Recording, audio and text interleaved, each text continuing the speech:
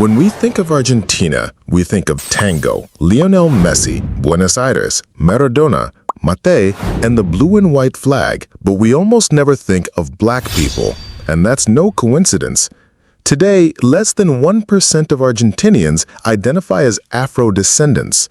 On the streets of Buenos Aires, in history textbooks, or on TV shows, black faces are nearly absent, as if this population never existed, as if it never mattered.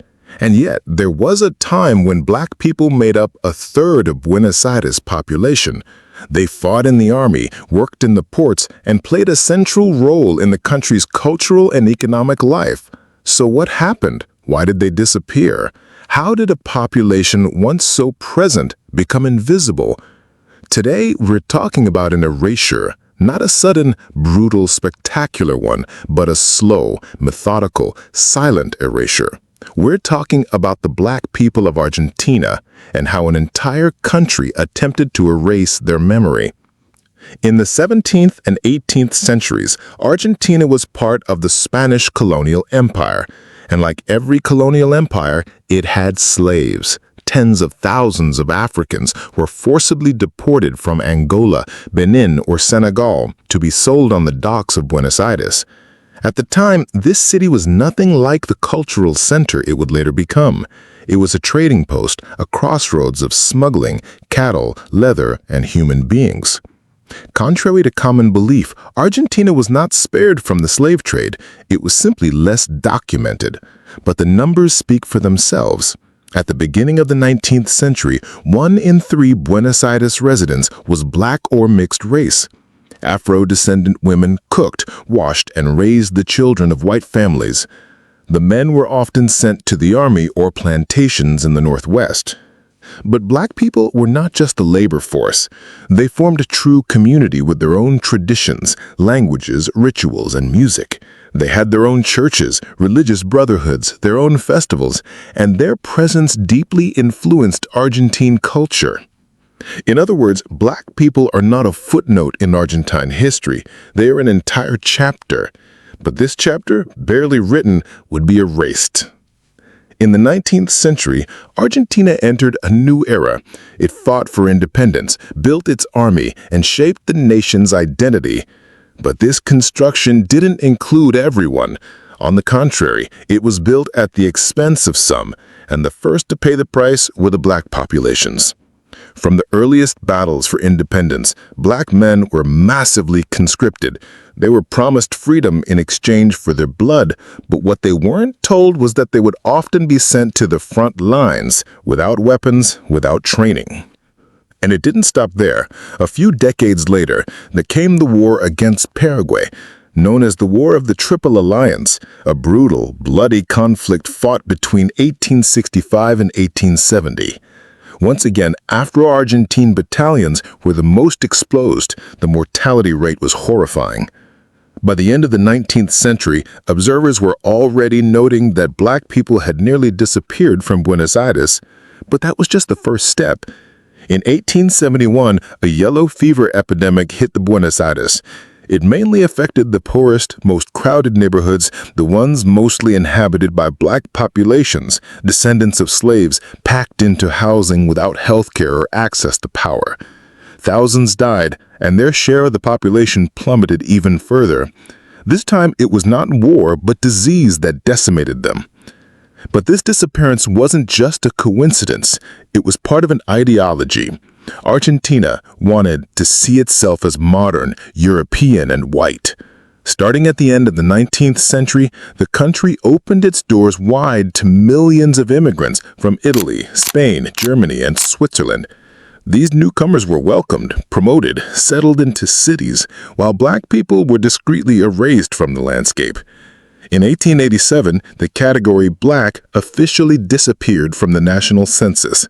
The last Afro-Argentine to be counted were buried in vague categories like trigueño, mestizo, or even white. And if a population doesn't appear in the statistics, then it simply doesn't exist. Argentina built an image of itself as a country with no African past, a nation looking toward Europe, whiter than Brazil, more civilized than its neighbors.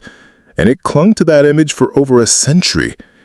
When a population physically disappears, one might think its memory would remain, but in Argentina it's the opposite. After wars, epidemics, and manipulated censuses, it was the black culture itself that would be targeted for erasure. No more Afro schools, no more religious brotherhoods, no more public representations. Black people vanished from newspapers, from stages, from history books, and yet they were everywhere. Tango. Its rhythms come from candombe, African percussion played by freed slaves in the working-class neighborhoods of Buenos Aires. But this connection is never mentioned. It's not taught in school. People prefer to say that tango came from European immigrants in the suburbs, erasing the black people who lived there too. And it's not just in music.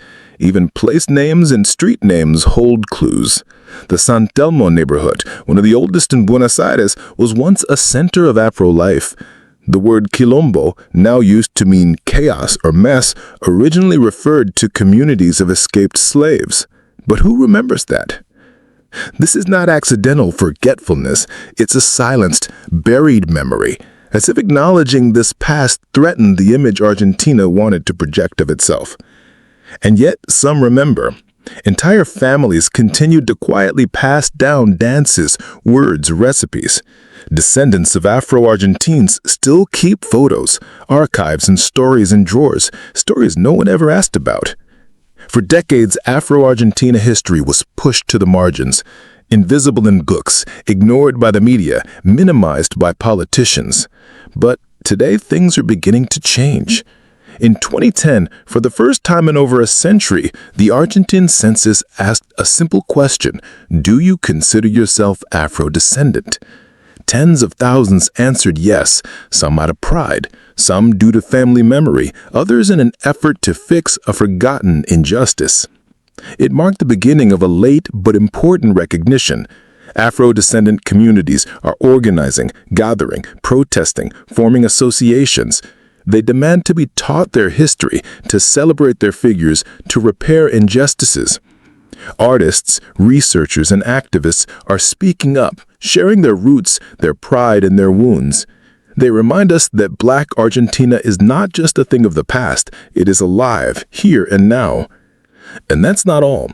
Since the 1990s, new waves of immigration from West Africa, especially Senegal, have brought Black faces back into visibility in cities like Buenos Aires, Rosario, and La Plata.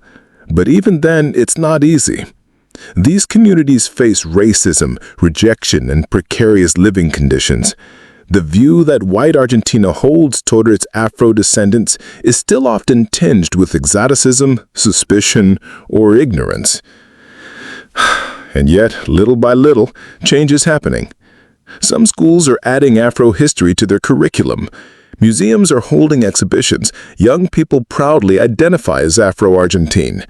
Because claiming this history is more than a matter of identity. It's a way of saying we were here, we are here, and we deserve to be seen.